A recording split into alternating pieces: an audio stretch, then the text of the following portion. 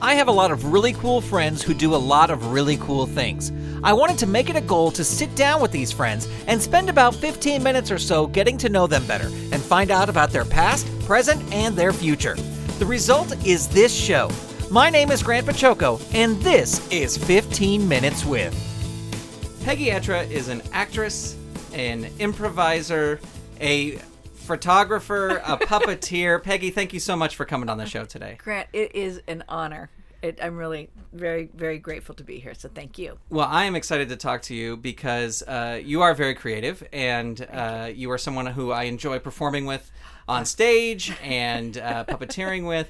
And but let's start. Did you grew up in the Bay Area? Didn't you? I did. I was born in San Francisco, but I was raised in Saratoga, Los Gatos, so about an hour down the way. Do you remember the first thing that happened that like made you feel creative, or you know what I mean, like the first thing that inspired you creatively? Yeah, well, I would probably say school plays, school activities where I enjoyed doing the these are members of history, so we would get up in second grade and be different people from history, and I thought that was really fun and I enjoyed it, and so that kind of was something that sparked me.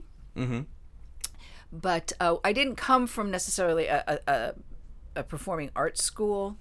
It wasn't something that that offered me. So my parents put me into the San Francisco Civic Light Opera at one point, and one of my most vivid childhood memories was they did a production of Cinderella, and we didn't rehearse in San Francisco. We rehearsed in Los Gatos, the children.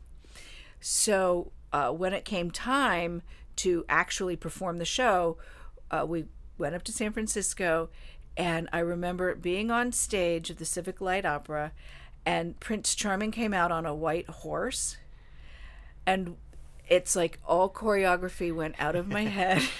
Everything left.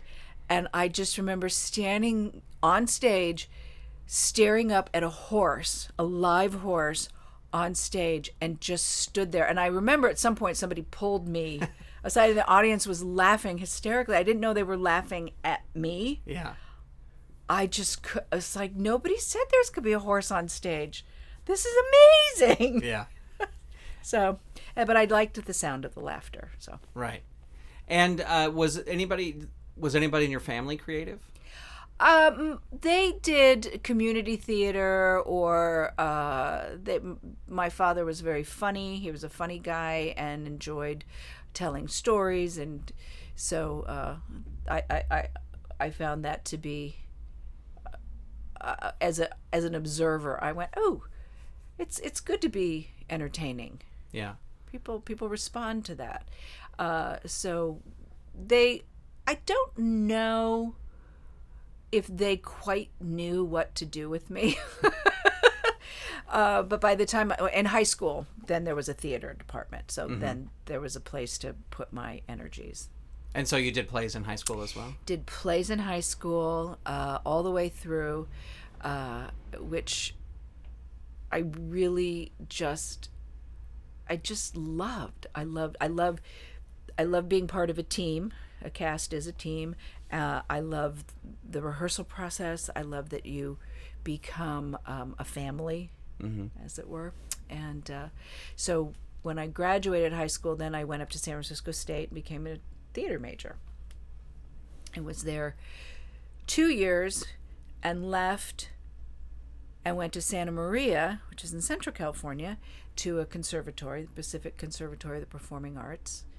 And I was there 2 years, left there and went to ACT back up in San Francisco for 2 years. So I have a lot of schooling and no MFA. Well, let's talk about ACT, because I remember, because I grew up in the Bay Area and was involved in theater, and ACT was like the thing. Like it was. So what was your experience? And that's the American Conservatory Theater, correct? Right? Yeah, in San Francisco. What was that like? It was life-changing. It was absolutely transformative. I hadn't necessarily set out to go there because I thought it was completely out of my reach. But with PCPA at the time, a lot of the directors from ACT and a lot of the teachers would come in to do the summer, would come in to do their summer repertory season.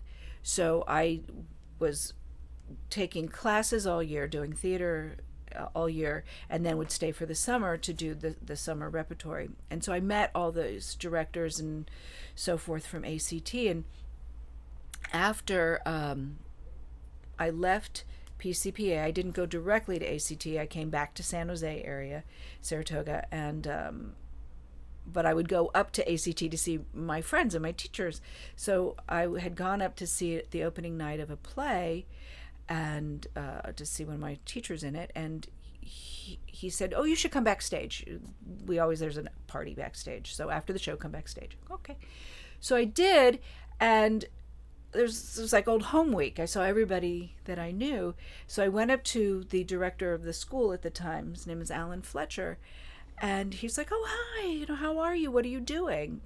And I said, well, I'm actually singing telegrams for Eastern Onion, which I was. That was my job. And he's like, "No, but I meant, what are you doing for theater? And I said, "Well, I don't know. I'm just trying to figure that out." And he said, "Why don't you audition for ACT?" And I looked at him, and he goes, "You should definitely audition for ACT." I said, "Okay," because what am I do? Say no? I said, "Okay." He's like, "I'm going to talk to the administration tomorrow, and you should call them on Monday." I was like, "Okay." So I did, and I said, I've been asked to audition. And the person who I spoke to on the phone went, "No, we don't do that." Mm-hmm. I said, "Well, no, I said, I'm not trying to overstep my bounds. I was just told by Alan to call you." "Oh, all right, let me call you back." And then they called me back and said, "All right, Alan has informed us that you'll be auditioning." So it truly was through circumstance, happenstance, and connection at that point that I auditioned and subsequently got in. And we went to school 6 days a week, 8 hours a day. It lived in the city proper. Mm-hmm. It was the best. And yeah. I've made lifelong connections, and they again are my family. There's a familial bond between us. So yeah. Oh, do you have a favorite production you were involved in while you were there? Oh gosh. Actually, we did our class production at the end of our 2 years there. We did a salute to Cole Porter, and so each of us got to sing, and we did production numbers, and it was so joyous because it was all of us celebrating the fact that we had done Restoration, and we had done Shakespeare, and we had done Chekhov, and all of which were beautiful. And we worked so hard. So to do the Cole Porter review was our sort of time to just be joyful, just mm-hmm. singing, dancing, laughing, and we sat in the audience between what we were doing and applauding each other. It was mesmerizing. I loved it. To this day, when I see certain people, I'll just start singing whatever song that we were doing, and then we just pick right up and go. It was great. Yeah. Well, I'm not going to let singing telegrams slip by here, because I know people listening are like, "You can't let that go." So how did you get into singing telegrams? And what was that like? Well, I had left PCPA, and I was an actress and a singer. So I came back to Saratoga, and it was this sense of, what can I do that it has some creativity to it and make money, because there's no money in theater. So I saw that this company at the time, I don't know if they still exist or not, Eastern Onion, was hiring. So I put my hat in the ring, as it were, and got the job. So I had 3 standard things that I did. The standard Eastern Onion, which would be you would wear a red tuxedo jacket, cutaway, top hat with a kazoo, and one of those mechanical monkeys that played the cymbals. That was your prop. And one of those whistles that went woo woo woo. Yeah. So that would announce, you would play that as you came into the room, and then have the monkey clapping, and then sing whatever song that they had requested if it was a birthday or an anniversary or a congratulations or a retirement. The other 2 were tap dancing heart, which is a big, huge red satin heart that said "I love you" on it, and you would wear that with like tights or whatever and tap shoes, and you would. That was the big one for Valentine's Day. That was the go-to. And the other one I did was Wonder Woman. Wow. Full Wonder Woman regalia. Yeah. Yeah. Fully licensed by DC Comics, I'm sure. Oh, I'm sure. Yeah. Uh-huh. Well, that's sometimes you have to do those things as if you want to continue acting. You do things that you maybe, not your first choice, but you do it to survive. I could do anything at this point because I have broken into board meetings. I have been on golf courses. I've gone to libraries. I at the time, I don't know if I'm going to date myself, but Jim Plunkett was the quarterback for the Oakland Raiders. And I broke into his very quiet dinner party for his birthday and sang to him, and he was horrified. If I can do that, the rest is easy. Right, exactly. So, where did you go after ACT? After ACT, in there, I went to Western Stage, which was in Salinas. I did a season there. I also went back to PCPA and did a season there. And then I moved to Los Angeles. And on my way in to Los Angeles, my car's engine blew.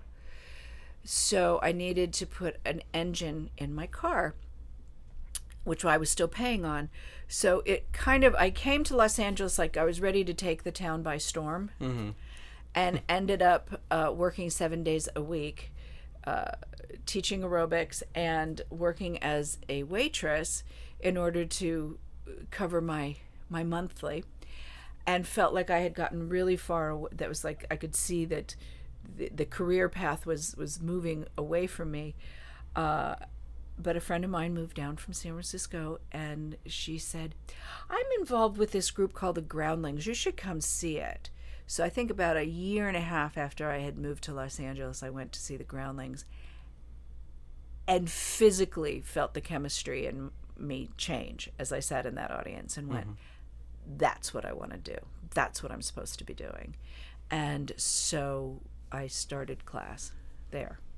And you were at the Groundlings for a while, right? Yeah, I went through the school, and then I was in the Sunday show for 14 months. Yeah.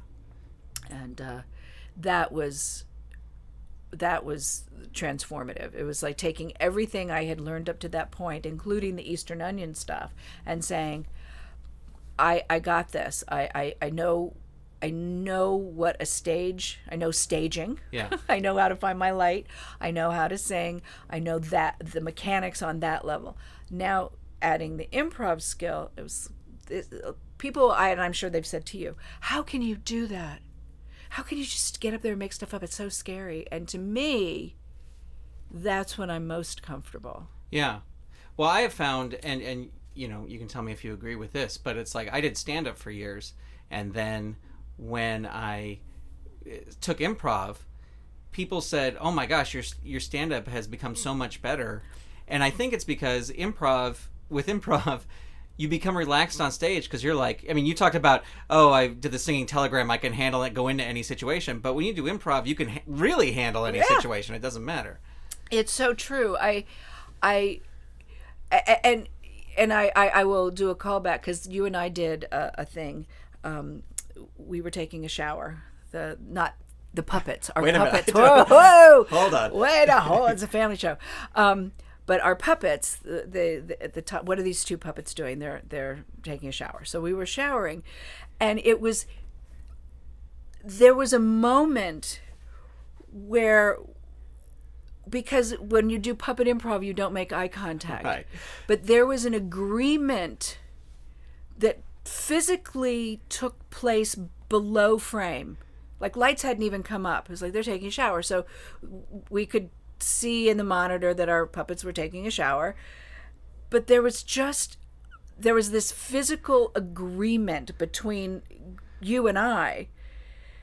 And I just kept saying in my brain, don't label who we are, because you're so good at that. It's just, don't label who we are. And you didn't. You did the opening line, and I called you Dad. Yeah, I remember. And it brought down the house. But it was that moment of,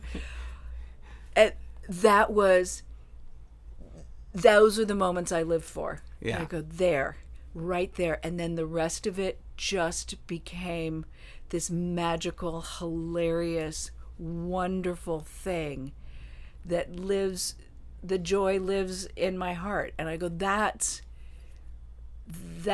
improv. Yeah. And so if someone said to me, you know what, you can't do that anymore, I don't know where I would put that energy. I would probably do it anyway. Right. Yeah. Down at the supermarket. Down at the supermarket. Hey, Dad, I'm taking a shower with you. I would go do it for the ducks at the park. Yeah. It's just the most collaborative, creative thing I can think of doing. So let's talk about, and it was through Groundlings and the connections you made at Groundlings that you got to start training for Puppet Up, right? Exactly. My husband Willie is the music director at the Groundlings now. That's where I met him, and so we got married and we had kids, and my focus was on that. And he came home one night and said, I was asked by Patrick to do this puppet improv thing. It's crazy. And I was like, oh, tell me about it. So he was talking. And then he said, and it's going to Aspen. And my response was, yay, we're going to Aspen.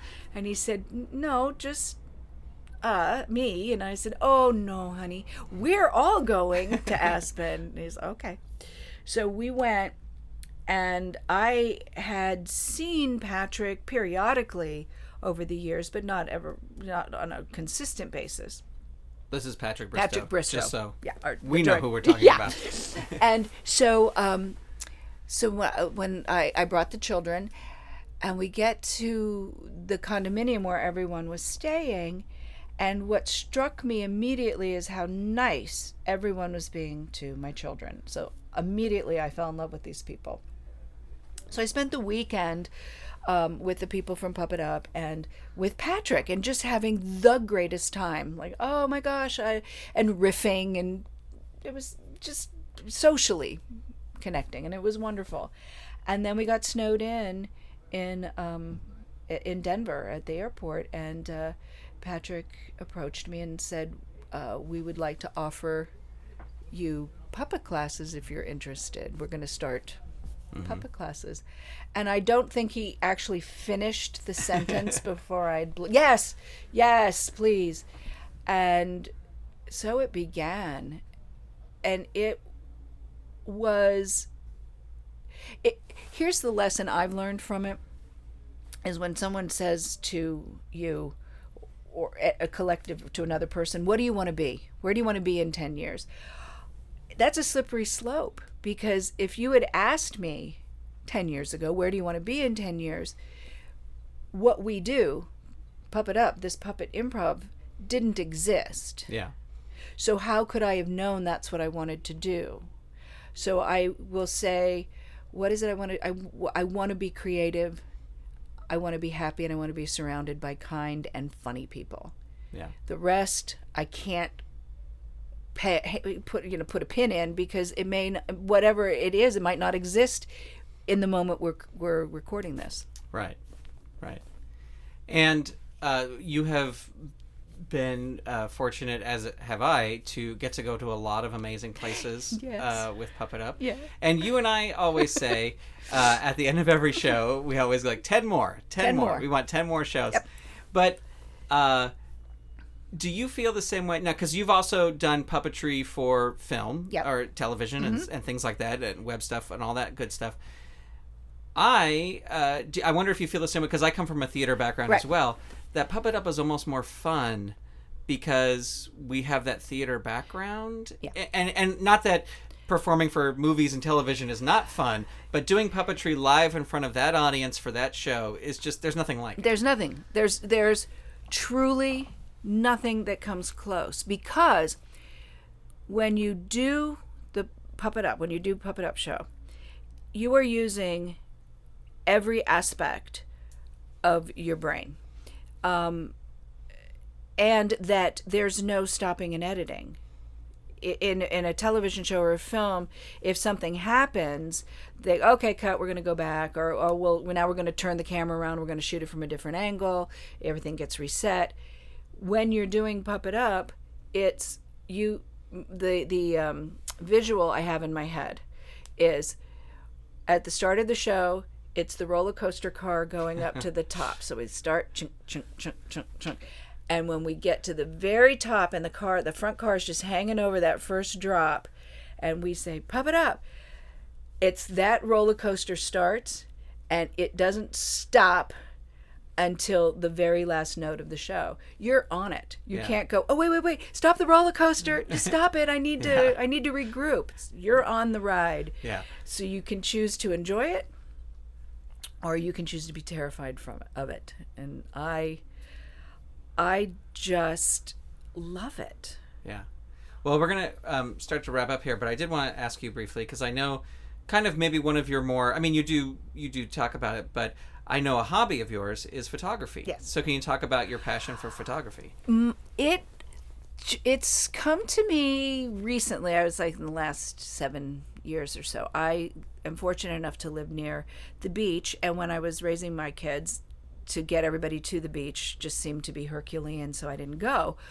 But once they were old enough, and my job was at night, I would get them to school, and then I would start walking the beach. And it's astonishing.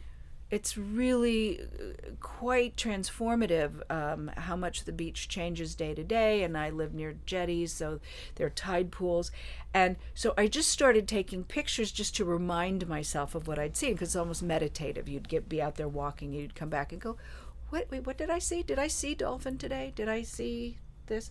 So I started bringing a camera and just started taking pictures of things that surprised me or delighted me or I thought were beautiful.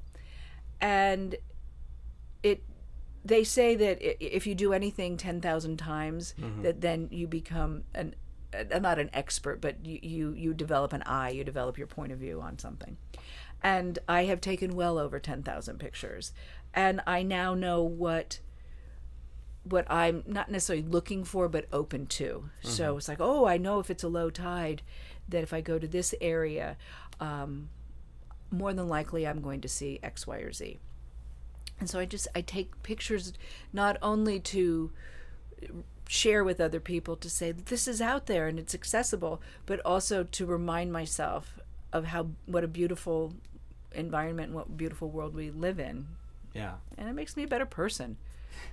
I think. Well, it helps me. I mean, you've known me. You've known me long enough. You go, oh, she wasn't so great till she started taking pictures, we were so happy that she sort of got that camera. Goodness, she found a hobby, because she was unbearable.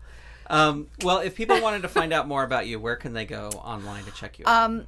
I'm actually on Facebook, Peggy Etra Entertainment. Okay. And it has my links to my videos, that puppeteering stuff I've done, and like upcoming events that I'm doing. And as a here's the term, fleshy, that would be non-puppet person, and puppets. So Right. it all goes on there.